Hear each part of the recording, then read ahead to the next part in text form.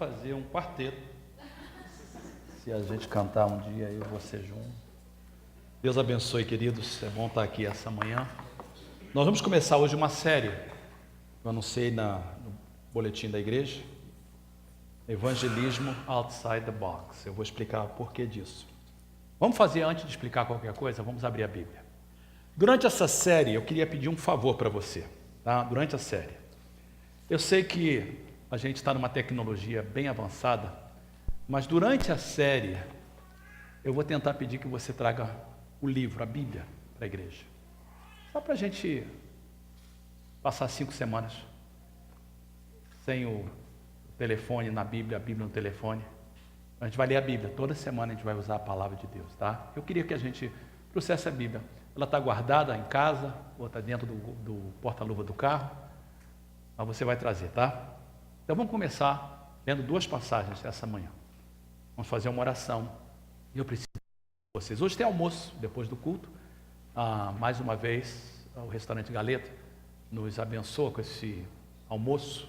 E ele serve para a nossa igreja, as atividades da igreja, missões, etc. Então, fique conosco logo depois do culto. Primeira passagem, Mateus, capítulo 5, Sermão da Montanha. Mateus, capítulo 5. Mateus, capítulo 5. Eu não sei porquê, eu preciso só de ajuda de alguém, porque não está mudando e eu preciso de mudar. Importantíssima essa mensagem que mude. Então, se a Catiúcia puder me ajudar hoje. Eu não sei por que não está mudando. Deve ter congelado, mas eu preciso, porque eu preciso de mostrar algumas coisas importantíssimas. Mateus capítulo 5. Obrigado, Felipe. Mateus 5, vamos voltar? Isso. Obrigado, Felipe. Muito obrigado, querido. Acho que eu não tinha te visto lá em cima. E a razão é porque eu preciso do que eu vou mostrar ali, eu preciso que... Senão eu não fazia atenção a isso.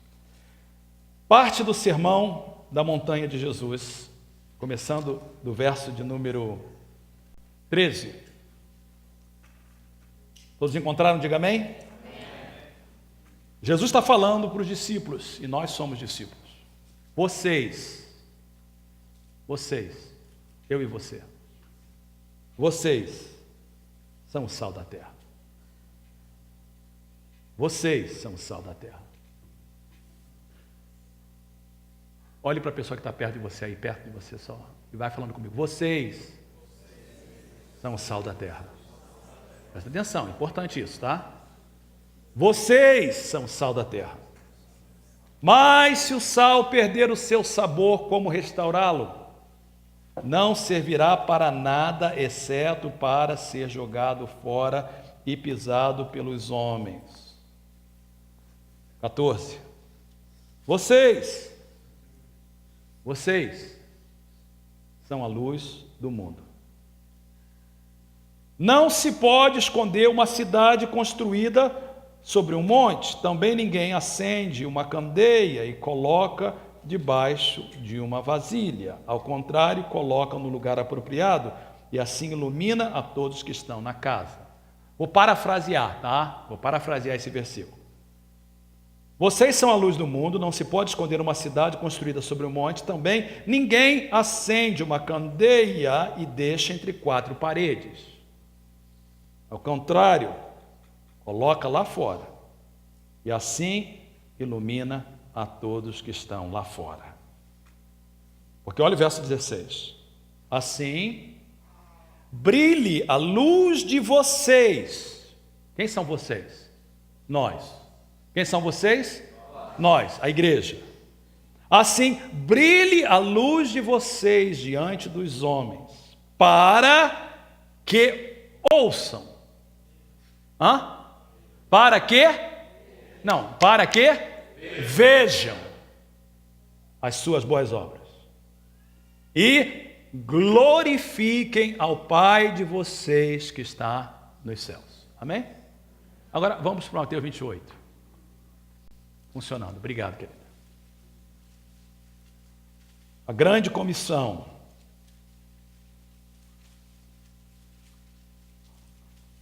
Verso 16. 28 e 16. Os 11 discípulos foram para Galiléia, para o monte que Jesus lhes indicara. Quando viram, o adoraram, mas alguns duvidaram.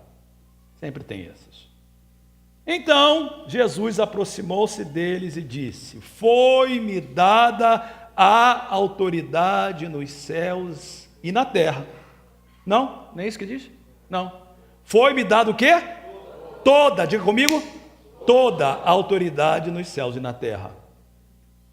Portanto, é o quê? Porque eu recebi a autoridade. Portanto, vão. Quem são vão? Vocês, nós. Vão e façam discípulos de todas as nações, batizando-as em nome do Pai, e do Filho e do Espírito Santo, ensinando-as a obedecer a tudo que eu lhes ordenei. Não se preocupe, eu estarei sempre com vocês, até o fim dos tempos. Curva a sua cabeça, só uma oração. Pai, preciso do Teu Espírito. Eu preciso do Teu Espírito para falar o que eu preciso de falar. Nós vamos começar uma jornada hoje. Ajuda-me. Prepara o coração das pessoas, tira toda a resistência e ajuda-nos a receber a Tua palavra. E todos digam amém. O contexto desta série é importante que começamos hoje. Quando nós nos reunimos com os pastores em novembro, para preparar o tema de todo o ano, esse ano os pastores me pediram: pastor, sempre a gente muda, então vamos fazer o seguinte, vamos preparar somente 2 séries até a Páscoa, e a gente se reúne no final de fevereiro, que vamos fazer nesse sábado, e vamos pensar então no restante do ano. Foi determinado que na primeira série seria o plano de Daniel, e segundo seria uma série chamada em inglês Outreach, alcance lá fora, evangelismo. Segunda coisa que aconteceu é que a conferência de missões sempre é profética na nossa igreja. E Deus usou o pastor Jorge de uma forma muito específica e o pastor Brady para dizer a direção da igreja. E nós recebemos uma direção clara. Temos que alcançar a nossa Jerusalém e a nossa Nínive. Eu ouvi, você ouviu, e nós temos que ser obedientes. Senão, seremos como Jonas e seremos engolidos pela baleia. Eu não quero. Eu não quero deixar a baleia gorda. A baleia tem que estar no plano de Daniel. Então, não pode nos engolir. Amém, queridos? Então, ninguém vai ser engolido pela baleia. Então, nós temos que alcançar a nossa Nínive. Terceira coisa que aconteceu, 31 de dezembro. Eu estava aqui, nesse púlpito. Era por volta de 10h40 da noite. O culto tinha começado, o culto de Ano Novo. Deus falou no meu coração: este ano será um ano de mudança. E nós já vimos mudanças no staff da igreja, 3 mudanças no staff da igreja, possivelmente haverá mais uma. Houve também mudanças no plano de Daniel. Eu não sei de vocês, eu mudei no plano de Daniel. A maneira que eu vejo comida, exercício físico. Eu olhei para o Clodoaldo: pai, você está bonito, você está mais magro. 1 mês ali ralando, Deus abençoe você. Minha mãe, ela não está aqui, mamãe tem 73 anos, papai anda todo dia, papai tem 74 anos, foi curado de leucemia, está bem fisicamente, porque ele anda mais de 1 hora todos os dias, pode chover ou fazer sol, ele está andando. E a gente está tentando pegar minha mãe para andar há muito tempo. Mamãe diz: não dá. Eu liguei para ela, a mamãe falou assim: filho, eu tenho que sair com seu pai, eu vou caminhar. Eu falei: o quê, mãe? Você vai caminhar? Ela falou assim: eu estou caminhando todos os dias, 40 dias. Eu falei: quando começou isso? Desde que começou o plano de Daniel. Eu disse: glória a Deus, mãe, foi necessário o plano de Daniel para você andar. E ela falou: e tem mais, aquelas dores que eu sentia na perna, não sei o quê, já foi tudo embora. Então, a gente está mudando. Quando começou o culto, em inglês, eu passava pela sala dos diáconos, e os diáconos estavam ali escondidinhos, tomando café da manhã, com aquele pão francês, quentinho, cheio de presunto. Aí elas falaram para mim: pastor, experimenta umzinho. Eu não clamei o sangue de Jesus, mas eu pensei no meu espírito, eu pensei: o sangue de Jesus tem poder. Eu vim do Brasil, onde tem as melhores padarias, eu não comi nenhum. Vou morrer na praia aqui? Eu abri mão de pão branco, queridos, para sempre. Eu estou sério. De vez em quando dá uma caidinha, são uns 10%, mas eu estou sério, essa mudança é uma mudança que vai ficar, pelo menos para mim, eu espero que para você também. Se você não participou, pode comprar o livro, está lá na livraria e começa a fazer um detox. E vai trabalhar. Mudanças. Mas aí, mais uma coisa aconteceu. Eu estou ensinando, como vocês sabem, uma classe na Universidade Northwest, em Sacramento. E eles me pediram para ensinar sobre missões e evangelismo. Eu nunca dei essa aula, meus alunos são todos, um deles tem 52 anos e o restante é 19, 20, 21, todos fazendo bacharel em teologia, liderança cristã. E eu dei a eles 3 livros para eles lerem como texto. O primeiro livro nós cobrimos todo, o segundo livro nós vamos começar a cobrir essa terça-feira. E esse livro foi me dado pelo meu filho Felipe quando ele estudou sobre um assunto parecido no Wheaton College, em Illinois, onde ele estudou. Eu já tinha lido o livro, mas eu levei comigo para o Brasil. E eu comecei a ler esse livro no avião e eu comecei a pensar, vocês me conhecem, eu não falo isso por outra razão, mas só para enfatizar, eu não ensino nada que eu não viva, eu não prego nada que eu não possa viver. E eu vou começar a ensinar uma coisa na terça-feira, e eu olhei e falei assim, a nossa igreja está enquadrada nisso. Então, eu preciso de entrar nesse assunto. E aí, uma quinta coisa aconteceu, eu fui convidado, como vocês sabem, para estar em Santo André. E eu vou a Santo André há uns 10 anos já, todo julho. Essa é a primeira vez que eles me convidaram para um congresso de jovens. E eu não tenho nenhuma chamada para falar com jovens. Não é minha praia, não é o que eu gosto. Mas me chamaram para falar com os jovens, me deram um assunto difícil. E quando eu fui lá, Deus me deu uma graça tremenda. E nós pregamos 2 noites lá. E quando eu estava ensinando, eu me lembrei do livro, eu me lembrei do Congresso de Missões, eu me lembrei da minha aula no Northwest, eu me lembrei do ano de mudanças. E Deus falou comigo, quando você voltar, leva a minha igreja a mais uma mudança. E o que eu vou falar com vocês é algo muito sério, que vai mudar a forma da gente fazer igreja e evangelizar. Eu vou precisar de 5 domingos para poder cobrir tudo que eu tenho que cobrir. Então eu vou começar hoje, eu vou até a Páscoa, que é o 1º domingo de abril, todo mês de março. Eu vou usar algumas sextas-feiras, eu vou usar a quarta-feira, eu vou usar o domingo. Mas eu queria levar vocês agora ao Brasil. E eu quero que vocês entendam uma coisa. E, por favor, entenda, eu preciso conversar com vocês. Hoje a mensagem é mais uma conversa. Existe um fenômeno que vocês têm que entender. E eu preciso que vocês entendam isso para poder entender essa mensagem. O fenômeno é que o Brasil, das comunidades de imigração, não é igual ao Brasil real. Deixa eu explicar para vocês. Quando eu fui pregar na França, em Paris, o pastor Jorge me falou assim, pastor Fernando, a igreja em Paris não representa a igreja portuguesa em Portugal, porque a maioria das pessoas saíram de lá 30 anos atrás. Então, a igreja de Paris é uma igreja de 30 anos atrás. Portugal mudou, mas a igreja de Paris não mudou. Eu fui lá e descobri que realmente é isso.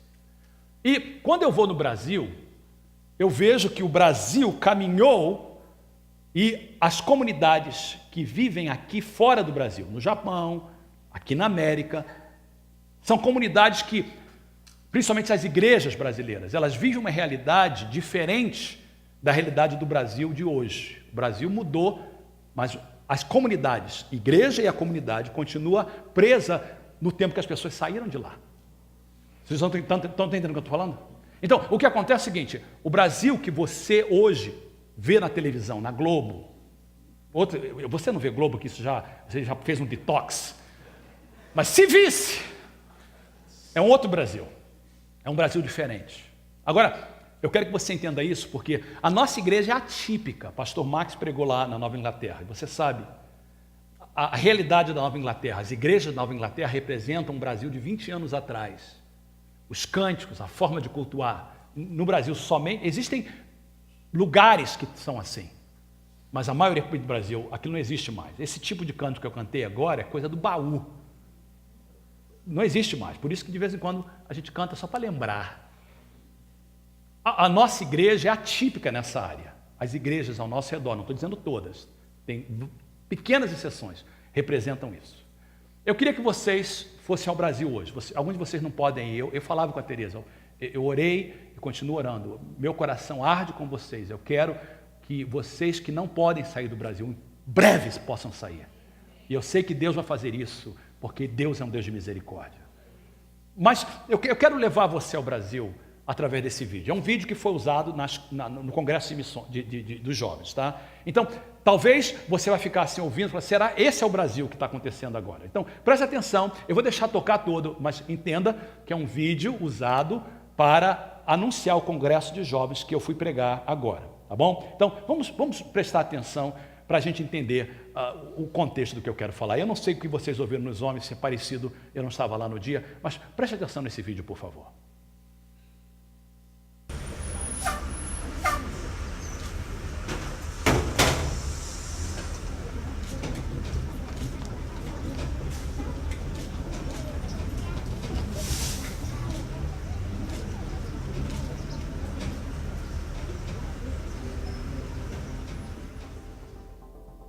Eu acho que a maioria são um bando de alienados, que só veem a religião em si, não veem o cristianismo que tem por trás.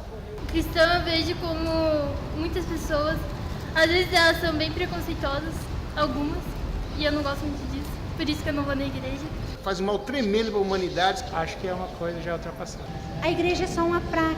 Aí eu vejo que é muito bom pra gente. Manipuladora. Tem muita coisa errada. Mas eu sou totalmente contra. A gente vai lá pra aprender. Um lugar pra gente ir visitar Deus, como se fosse a casa de Deus, entendeu? Parei de ir porque tenho cabelo verde, porque eu tenho piercing, porque eu tenho tatuagem, e as pessoas ficavam olhando e comentavam até que estava errado, que eu não podia. Então, se vocês não vão me receber na casa do Senhor, do jeito que eu sou, eu não vou mais frequentar.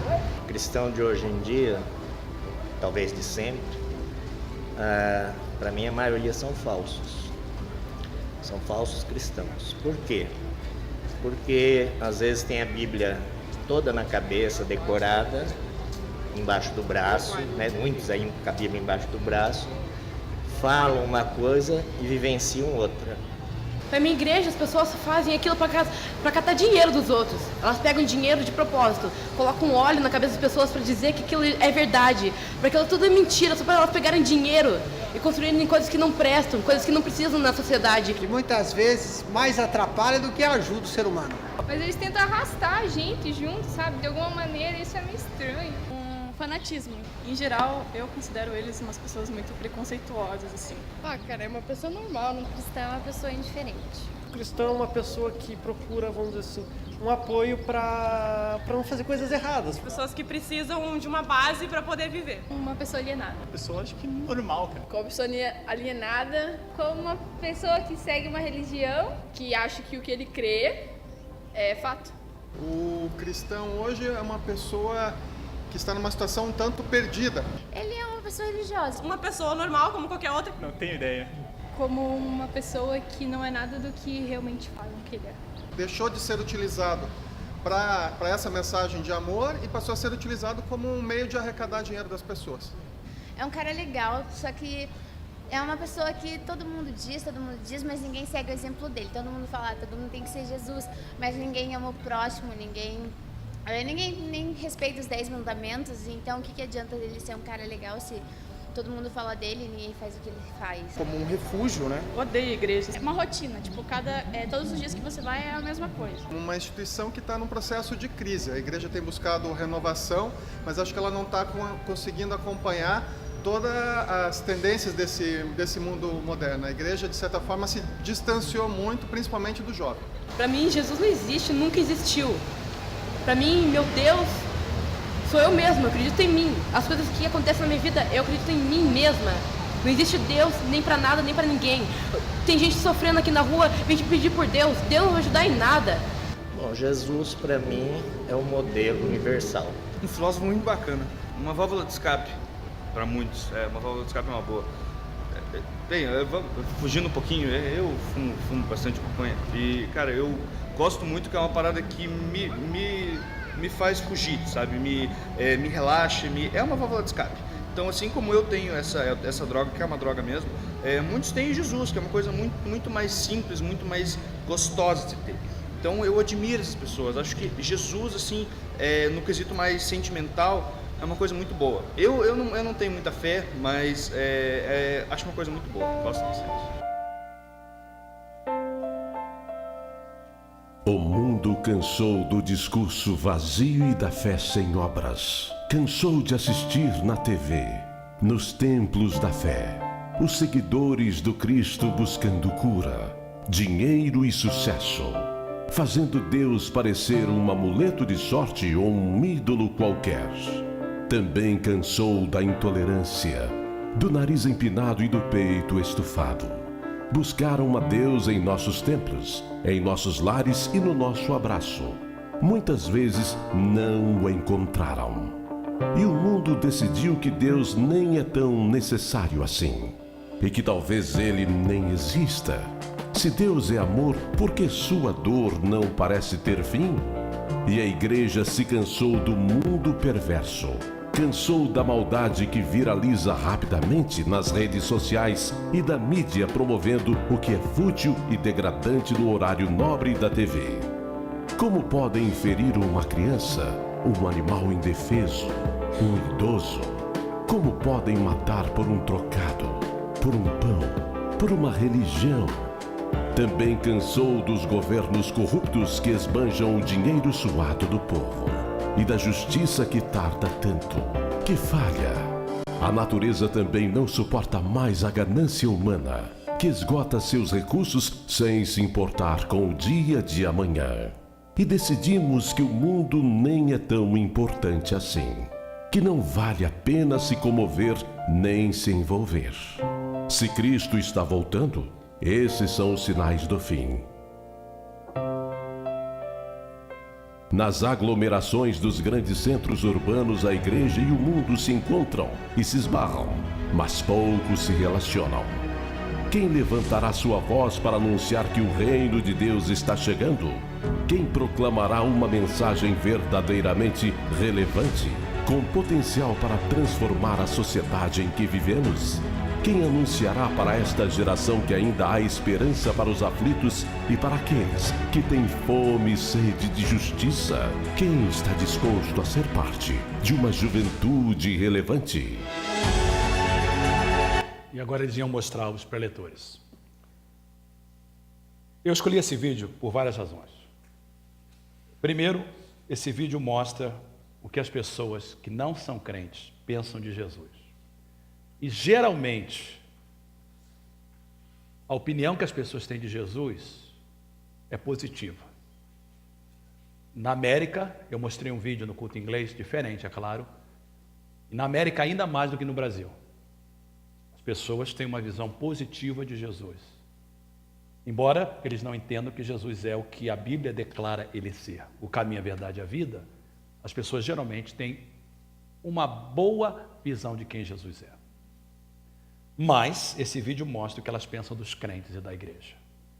No Brasil as coisas mudaram. Hoje o Brasil tem 30 milhões ou mais de crentes. E a gente fala isso com boca aberta, mas o Brasil tem mais de 200 milhões de habitantes. Isso significa que tem mais de 170 milhões que pensam dessa forma. Na Califórnia, principalmente na área da Bahia, nós somos uma grande minoria. E as pessoas lá fora pensam isso. Esse vídeo mostra o mundo que nós vivemos e o papel que a igreja deve desenvolver neste mundo. Como pastor, nós temos que fazer algumas avaliações da nossa igreja. E eu quero falar de igreja, mensagem de paz. Eu não posso falar da igreja batista, da igreja Assembleia de Deus, da igreja... Eu só posso falar da igreja mensagem de paz. Eu não sei de vocês, eu preciso nessa introdução ainda falar uma coisa. Deus me chamou para mim construir uma igreja aqui, relevante, que vai fazer diferença. E a minha preocupação nesse ano de 2015 não é só estabelecer o inglês como a língua que nos une, porque eu estou pensando na próxima geração. Mas nós precisamos, eu quero fazer algumas perguntas, e por favor, eu não estou falando com ninguém especificamente. Aonde estão os filhos de vocês? Aonde estão os adolescentes que foram criados na igreja? Aonde eles estão?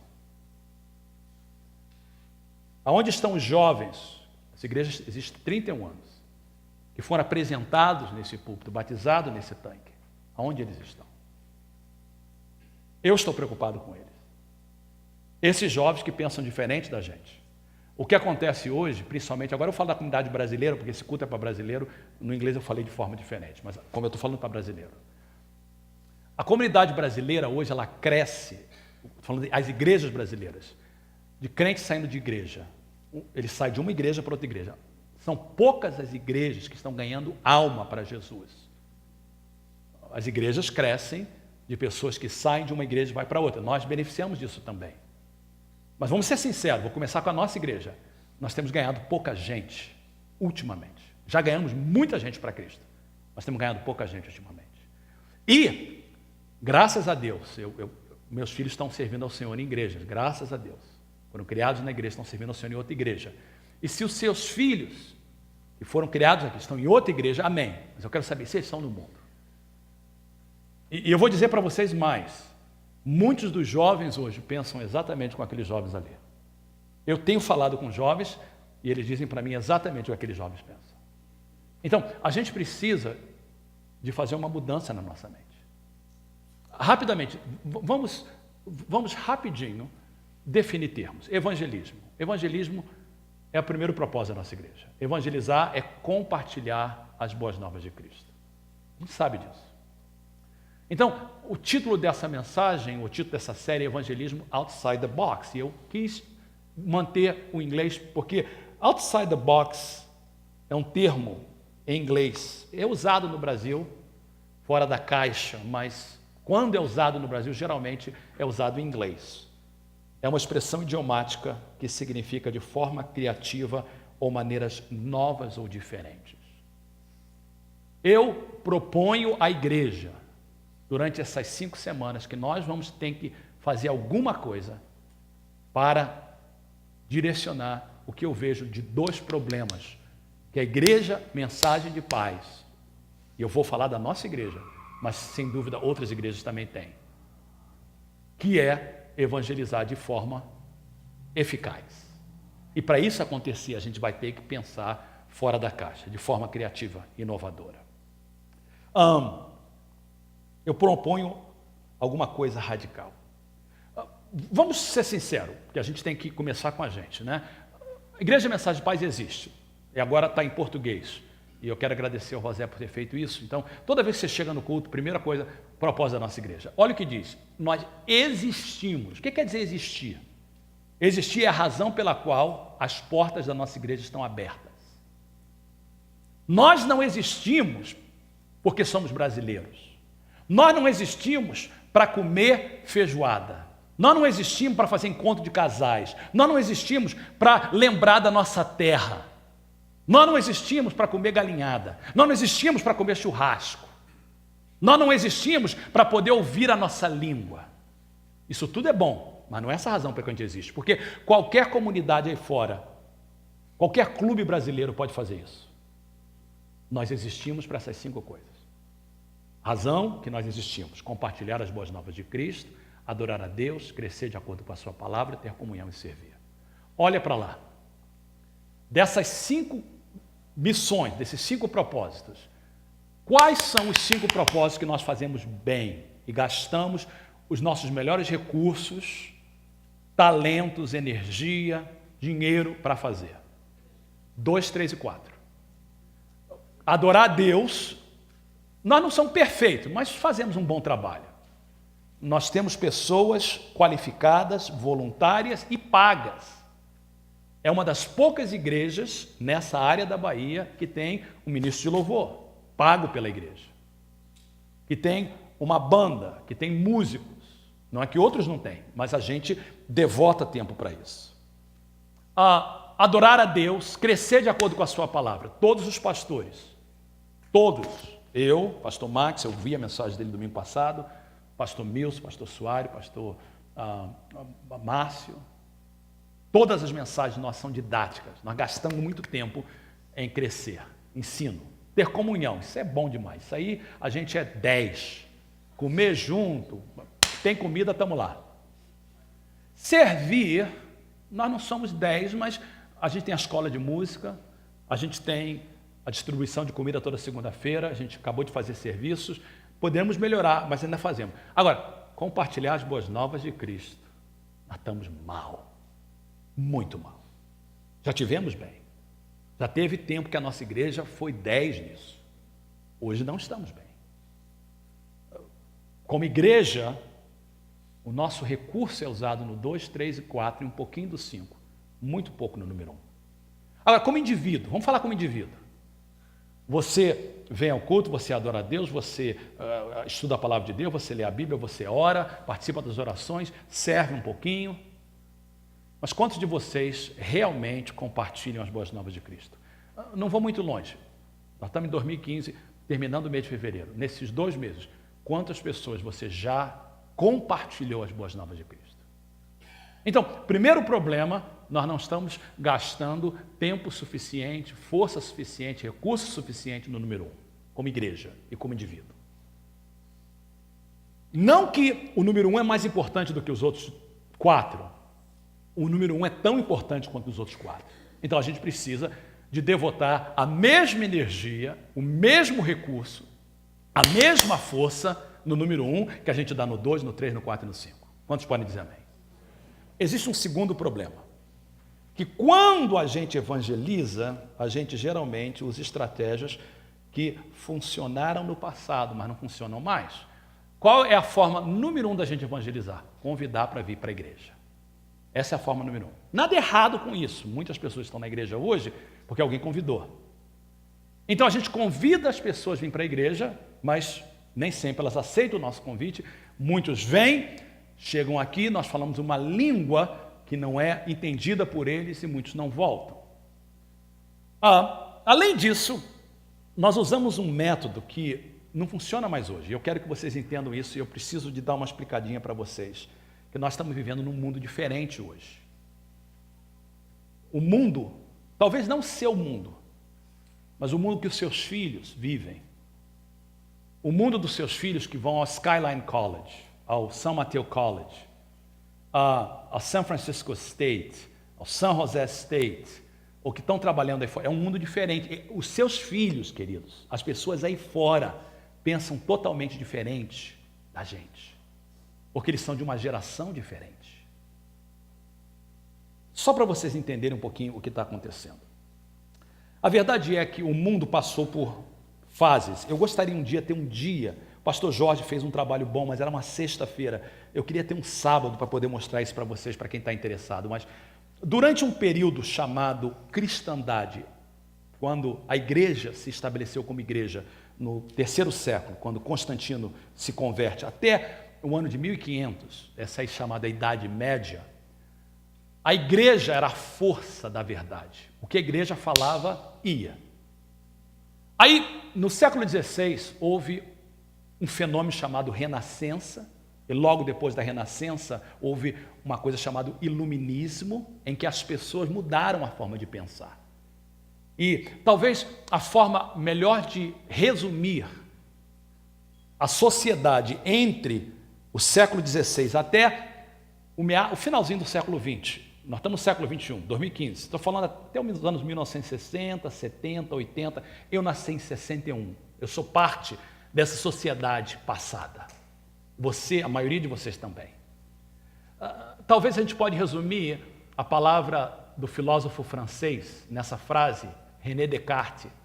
René Descartes dizia, cogito ergo sum, que é grego clássico, penso, logo existo. E o que Descartes queria dizer com isso? Penso, logo existe significa o seguinte, é a razão que é importante. A mente é importante. Não é o que a igreja diz que é importante, mas o que eu penso, eu logo existo. Foi por isso que durante a Reforma, Lutero, Calvino, Zwingli, entenderam que se a Bíblia não fosse trazida na língua do povo, ninguém ia se converter. Porque eles não queriam mais que a igreja dizia que fosse verdade, eles tinham que ver por si próprio. Então, a Bíblia foi traduzida, Gutenberg foi que inventou a imprensa, o primeiro livro a ser impresso foi a Bíblia. Na Alemanha, Lutero, Tyndale na Inglaterra, Wycliffe traduzindo Bíblias, até que João Ferreira de Almeida, um padre católico em Portugal, trouxe a Bíblia em português, parte da reforma, um padre que se tornou protestante. Então, até há pouco tempo atrás, preste atenção, até pouco tempo atrás, como é que a gente evangelizava? E, de certa forma, é a forma que a gente evangeliza hoje. Por muito tempo, a gente dava folheto. Quantos deram folheto quando evangelizou? Alguma vez da sua vida? Era uma forma que a gente fazia, evangelizar dando folheto. Porque o folheto era o quê? O folheto é uma porção da palavra de Deus. A gente testemunhava mostrando o que a Bíblia diz. A gente dizia assim, olha, a Bíblia diz em João 3,16. A Bíblia diz em João 14,6. Paulo diz em Romanos 3,23. Porque a Bíblia era considerada o quê? Autoridade. E quando as pessoas não criam que a Bíblia era a palavra de Deus, o que a gente fazia? Provava que a Bíblia é a palavra de Deus. Provava sem A mais B. Olha, arqueologia, isso foi provado. A Bíblia fala da esfera da terra, quando o mundo pensava que o mundo era quadrado, e a gente começava a provar que a Bíblia é a palavra de Deus. Porque o que a gente fazia? A gente apelava para a razão. Só que o mundo de hoje é diferente. Eu queria que vocês entendessem 3 coisas, e eu vou ser rápido e vou concluir. Porque hoje eu só estou dando introdução. Existem 3 mudanças na mente humana no mundo de hoje, que é um mundo chamado de pós-modernidade. Cristandade, ano 300 até 1500. Modernidade, ano 1500 até finalzinho do século 20, 1900 e pouco. Nós estamos no mundo pós-moderno. A mente humana trabalha de forma diferente das pessoas que estão lá fora. A primeira mudança é uma transformação da forma de pensar, da maneira de ver o mundo. 3 mudanças, eu quero que você pegue isso. Primeiro, a ideia da verdade. Muito importante ter isso. Durante a sociedade medieval, a verdade era sempre religiosa e universal. Todo mundo acreditava. A igreja diz o que é a verdade. A terra é o centro do universo, a igreja dizia. A terra é criada por Deus, todo mundo acreditava. Durante essa sociedade moderna, depois da Renascença e do Iluminismo, a mente dizia o seguinte: a verdade tem que ser provada cientificamente. Quando Galileu e Copérnico disseram, não, o mundo é heliocêntrico, ou seja, a Terra não é o centro, mas a Terra está girando em volta do Sol. A igreja disse não e matou Galileu. Mas o mundo científico dizia, não, você tem que provar isso. E a verdade é científica, tem que ser provada e era universal. No mundo de hoje, presta atenção, a verdade é experiencial. Ou seja, você tem que experimentar. É comunitária e relativa. Deixa eu explicar isso. Experiencial significa você tem que experimentar. É através da experiência. Você viu aquele rapazinho que falava, ele falou assim, Jesus é bom, eu tenho uma droga, eu fumo maconha. Você sabia que a maioria dos jovens hoje, criados na igreja, acham que fumar maconha é algo comum e aceitável? Por quê? A experiência que eles sentem ao fumar maconha é comunitária. A verdade é o que a minha comunidade diz que é verdade, e é relativa. Não é que eles não creem que a gente tem a verdade. Eles dizem o seguinte, a verdade, pai, é bom para você. A igreja é boa para você, mas não necessariamente para mim. A sua verdade não é a minha verdade. Quantos sabem o que eu estou falando? Essa é a sociedade que a gente vive. Esse é o mundo que a gente vive aí fora. Esse é o mundo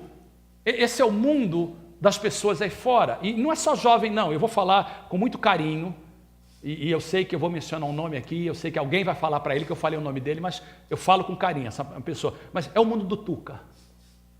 É o mundo do pessoal brasileiro aí fora, que a gente não está alcançando. É o mundo do pessoal que pula carnaval, que vai para os bailes. Eles gostam da gente, eles nos respeitam, mas essa verdade é para a gente, não para eles. Esse é o mundo dos seus filhos. A verdade é comunitária, é através da experiência. Segunda mudança, então, primeiro é em relação da verdade. Segunda mudança importante é o entendimento da identidade humana.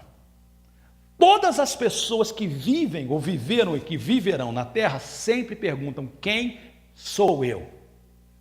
O que eu estou fazendo aqui? O que está errado? Não interessa se a pessoa é crente ou não crente. Todo mundo acha que tem alguma coisa errada com o mundo. O mundo não é o que deveria ser. E qual o remédio? Como é que a gente conserta isso? Nós, crentes, entendemos que o problema do mundo é o pecado e que a única forma de começar, de consertar isso, é Jesus. Nós sabemos que nós somos criados à imagem e semelhança de Deus. Que nós estamos no mundo que Deus criou. Mas o pessoal aí fora não sabe isso. Então, a mudança da mente humana em questão da identidade humana mudou. Vou dar um exemplo para vocês, tá? Vocês sabem que eu fui formado em psicologia. E na psicologia existe um teorista chamado Erik Erikson. Erik Erikson foi um dos grandes que trouxe uma teoria sobre desenvolvimento humano. Quando eu estudei psicologia, e já fazem anos, foi em 1986 que eu comecei a estudar, Erikson era um dos tops. Porque Erikson dizia o seguinte: todos nós passamos por estágios de desenvolvimento, desde a infância até a velhice. E você tem que passar por cada desenvolvimento para você poder chegar no próximo estágio. E um dos estágios dele é chamado identidade. E Erikson dizia o seguinte: primeiro você tem, presta atenção porque isso é importante, tá? Primeiro você tem que atingir a sua identidade para ir para o próximo nível, que é intimidade. Hoje, uma psicóloga chamada Gilligan, ela diz o seguinte: Erikson estava errado. A identidade só pode ser atingida através da intimidade. Então, a ideia da mente humana é o seguinte: identidade através da intimidade e comunidade. Por exemplo, você tem um jovem que tem um problema de atração de pessoas do mesmo sexo. Ok? Um jovem, foi criado na igreja, mas hoje ele tem essa atração. Aí alguém diz assim: ele nasceu assim, foi o diabo, não interessa, ele tem, ou ela tem. O que a gente tenta fazer? A gente tenta ministrar na vida desse jovem, e pode ser jovem, pode ser também um adulto. Você tenta trabalhar assim: olha, você é homem, você é mulher, tem que agir como homem. E a gente coloca a sua identidade é de homem. Jesus criou você como homem. Porque na nossa mente é o seguinte: você tem que ter identidade para você ter intimidade. Eles não pensam assim, gente. Então a gente nunca vai conseguir mudar a mente deles, porque para eles a identidade só é conseguida em intimidade e comunidade. E se a gente não mudar a nossa tática, a gente não vai conseguir fazê-los mudar a ideia errada que eles têm de quem eles são. Porque eles só vão descobrir a identidade se forem em comunidade e em intimidade. Isso é importante. É por isso que os jovens hoje ficam filiados a gangues. Porque na gangue eles encontram intimidade, comunidade e identidade que às vezes eles não conseguem encontrar em casa, porque o pai não gasta tempo com ele, porque a mãe não gasta tempo com ele. E a pergunta é: a igreja é essa comunidade? Terceira pergunta, terceira transformação importante é a convicção sobre escolhas morais e espirituais. Durante muito tempo, as pessoas recebiam convicções sobre o que é certo e errado através da razão. A gente gastava tempo com os nossos filhos dizendo o que é certo e o que é errado, o que é certo e o que é errado. E não estou dizendo que isso não devemos fazer isso, nós temos que fazer isso. Mas a mente humana hoje funciona diferente. E agora, eles entendem as escolhas morais através da imaginação e da experiência. O que é certo e o que é errado só vai vir uma vez que eu experimentar. Eu vou ter que descobrir para mim o que é certo e o que é errado. Você vai ouvir um filho dizendo assim: deixa eu descobrir por mim mesmo. Deixa eu saber por mim mesmo. Deixa eu experimentar. Porque eu preciso descobrir para mim mesmo. Esse é o mundo que a gente vive. E se a gente usar os métodos de evangelismo que eram usados no passado para alcançar essa sociedade aí fora, é possível que a gente ainda consiga alcançar alguns, mas que a mente ainda é antiga. Talvez a gente consiga alcançar alguns que estão aqui, mas que ainda fazem parte de um passado. É possível.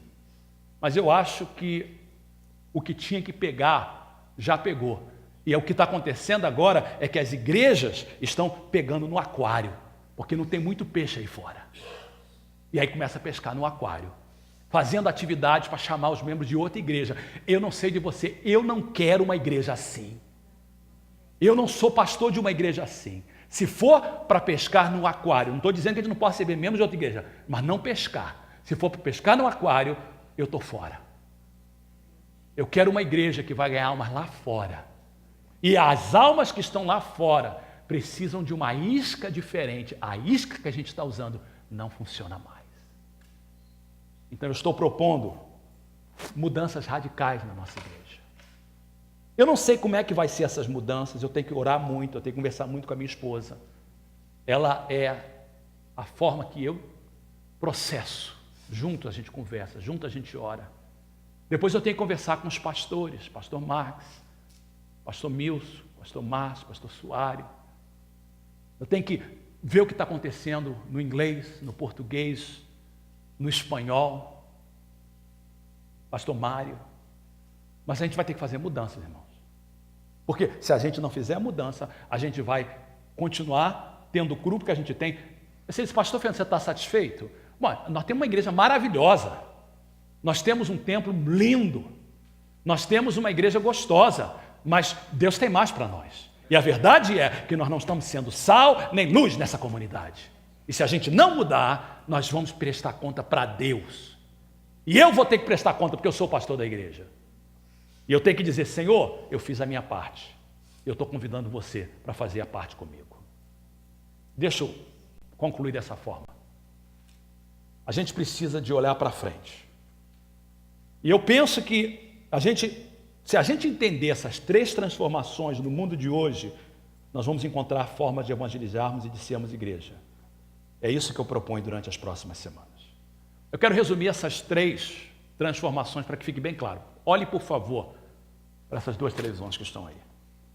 Primeira coisa importante. As pessoas hoje estão à procura de verdade que é experiencial em comunidades em que a fé é vivida e por experiências espirituais que são tangíveis e reais.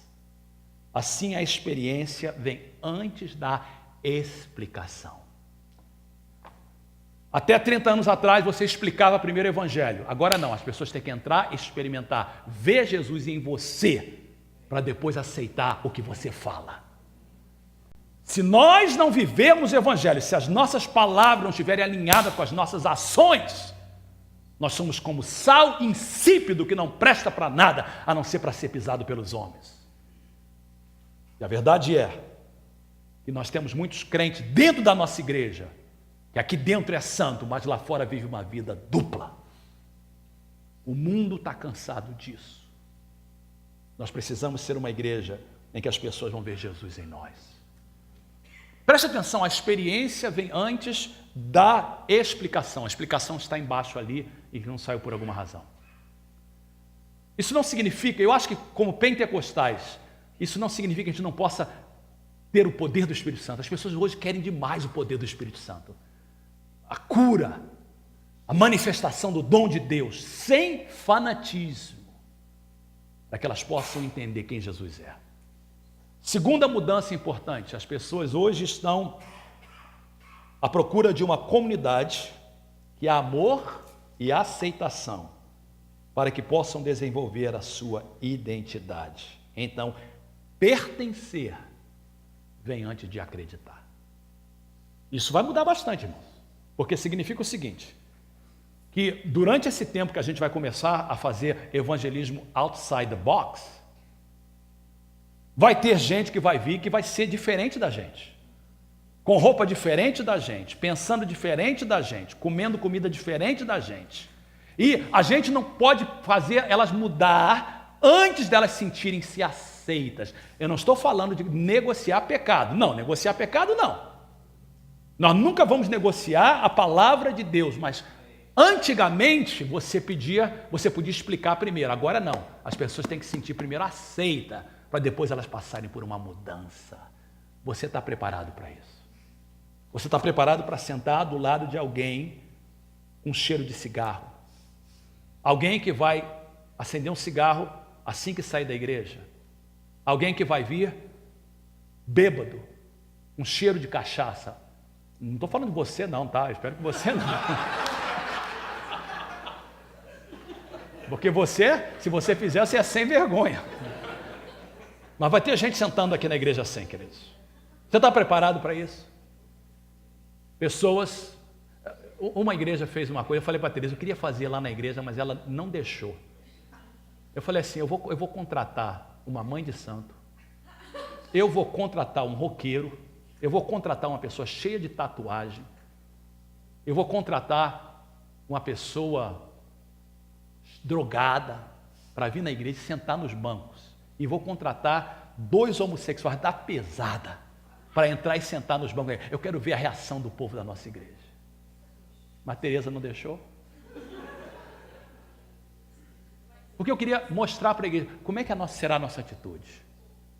Como vai ser a nossa atitude? Nós não estamos dizendo que nós vamos aceitar isso. De maneira nenhuma. O que eu estou dizendo é que nós precisamos de passar por uma mudança. Terceiro lugar, a convicção de valores morais e espirituais é através da imaginação e experiências. Então, experiência e imaginação vêm antes da palavra. Não adianta dizer a Bíblia diz, porque eles vão dizer, eu não creio na Bíblia. Deus! Não, Deus é bom para você, o meu Deus é diferente. Ela falou, eu sou o meu Deus. Então você vai ter que, presta atenção, a diferença é essa.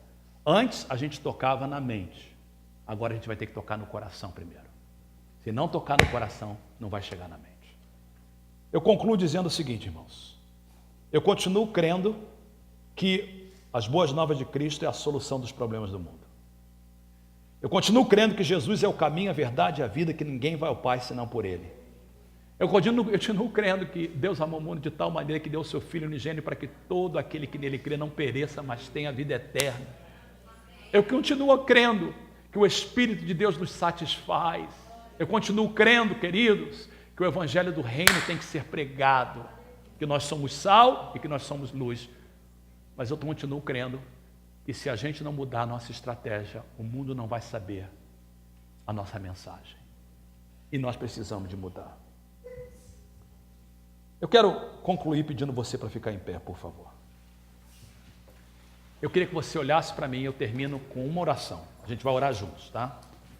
Quando terminar o culto, a gente tem almoço novamente. Se alguém quiser oração, a equipe do altar vai estar aqui na frente para orar, impor as mãos sobre você, pedir que o Senhor possa te tocar. Se você quiser aceitar Jesus, a gente está aqui para te introduzir a Jesus. Mas agora eu preciso que todos fiquem comigo nessa oração final. Todos nós conhecemos Mateus 7,7. Mateus 7,7 diz o seguinte, queridos, talvez você não saiba agora porque você não sabe a referência, mas você conhece o versículo. Jesus disse assim, pedi e dar-se-vos-á, buscai e achareis, batei e abre-se-vos-á. Todo aquele que pede, recebe. O que busca, encontra. Ao que bate, abre-se-lhe-á. Preste atenção. A gente usa esse versículo para pedir finanças, para pedir cura, para pedir cartão, green card, carteira de motorista. Eu queria que a gente hoje gastasse esse versículo para pedir almas. Pedi e dar-se-vos-á. Senhor, me dá almas. Buscai e achareis.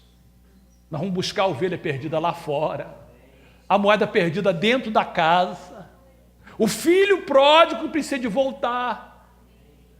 Eu queria que nessa manhã Deus nos desse um espírito de intercessão por almas e que a gente pudesse falar, Senhor, como Raquel disse, dá-me filho, senão eu morro. Eu queria pedir que você não desse a mão a ninguém, mas que você levantasse as suas mãos para mim fazer essa oração final. Pai, como pastor dessa igreja, eu estou rasgando o meu coração em algo que está queimando dentro de mim. Eu sei que a minha igreja, que eu pastoreio, precisa de passar por mudanças. Eu nem sei quais são essas mudanças, mas eu vou descobri-las. E a gente vai pensar outside the box. Perdoa-nos quando temos sido sal insípido ou luz escondida dentro de 4 paredes. Nessa manhã, em nome de Jesus, nessa tarde, nós oramos, dá-nos almas, pedimos por almas, buscamos por almas, batemos na porta por almas, dá-nos amor pelos perdidos. Pai, a nossa Jerusalém está aqui, essa Jerusalém contém mais de 8 milhões de pessoas que moram nessa Bay Area, incluindo brasileiros, mas também filipinos, coreanos, mexicanos, pessoas da América Central, americanos, anglos e americanos negros. Dá-nos almas. Ajuda-nos a entender que a nossa Jerusalém é maior do que a comunidade brasileira, mas que também inclui essa comunidade. Dá-nos uma igreja que entende essas transformações para que a gente possa alcançar almas para Ti. Espírito de Deus, dá-nos almas. Clamamos isso em nome de Jesus. E que todos digam amém. Preste atenção. Durante todo o mês de março, eu vou estar trabalhando com 10 pessoas que nós escolhemos durante o culto aqui embaixo. Eu ou o pastor Max vamos estar trabalhando com 10 pessoas. Eu vou mudar esse grupo de conexão. Eu vou seguir o que Deus me falou há um ano atrás. E eu vou ensinar a esse grupo como conectar lá fora para a gente ganhar almas para Jesus. Se você quiser se unir, procura o pastor Max. Ele diz assim, eu quero ser um dos 10. Fala com o pastor Max, porque esses 10 vão ser o início. Durante o mês de março, todo domingo, eu vou estar pregando uma mensagem, começando no domingo que vem, continuando no domingo que vem, até o final de março. A gente vai estar conversando sobre isso. Eu vou desenvolver nas sextas-feiras o poder do Espírito Santo. Vamos começar nessa sexta-feira. Nós precisamos ser uma igreja mais cheia do Espírito Santo, com mais dons do Espírito Santo dentro da igreja, operando palavra de sabedoria, palavra de conhecimento, fé, dons de curar. Então, nessa sexta-feira, a gente vai começar a trabalhar nisso, porque isso é importante. E nós vamos ver Deus fazer grandes coisas, mas se prepare, porque serão mudanças. Deus abençoe a sua vida. Tenha um excelente almoço. Se você precisar de oração, alguém aqui na frente. Deus abençoe a sua vida nessa manhã. Amém.